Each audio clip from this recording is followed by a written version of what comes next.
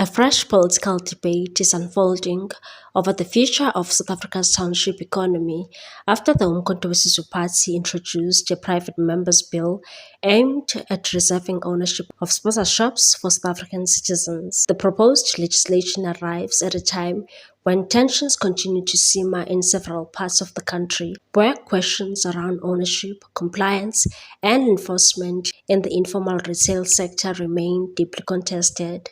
Sponsor shops, long seen as the backbone of township economies, have increasingly become a focal point in broader discussions about the economic inclusion, immigration, and local empowerment.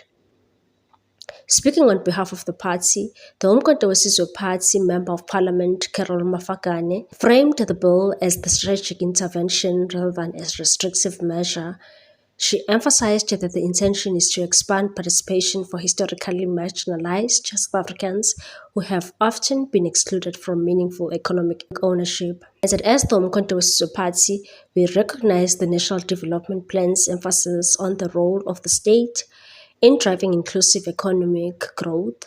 This bill represents a measured intervention, one that seeks to correct imbalances and create opportunities for those who have long been left on the periphery of the economy. According to Mafakane, the proposal is not designed to shut others out of economic activity, but rather to rebalance access and ensure that township economies meaningfully benefit local communities.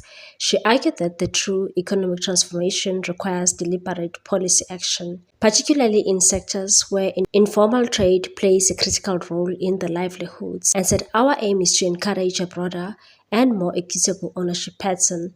This is about restoring dignity and ensuring that more South Africans can experience economic freedom within their lifetime. The bill is likely to ignite strong reactions across political spectrum. Critics may question whether such a move risks fueling exclusion or undermining the contributions of foreign nationals who currently play a significant role in the sponsorship economy. Supporters, however, are expected to argue that the policy could help retain wealth within local communities and stimulate grassroots economic growth. The conversation is not new. Opposition party Action SA has previously called for tighter regulation of sponsorships, particularly around registration and compliance. The party has argued that stricter enforcement is necessary to formalize the sector and ensure fair competition. Action SA stated that the township economy must be driven by South Africa, pointing to the estimated 200 billion rand generated by sponsorships as a powerful lever for local economic development. As the bill makes its way through parliamentary processes, it is expected to intensify national discussions about economic justice, policy direction, and the delicate balance between inclusion and regulation in South Africa's informal economy. What's your take on this one, people? Thanks for watching. Please subscribe for more news.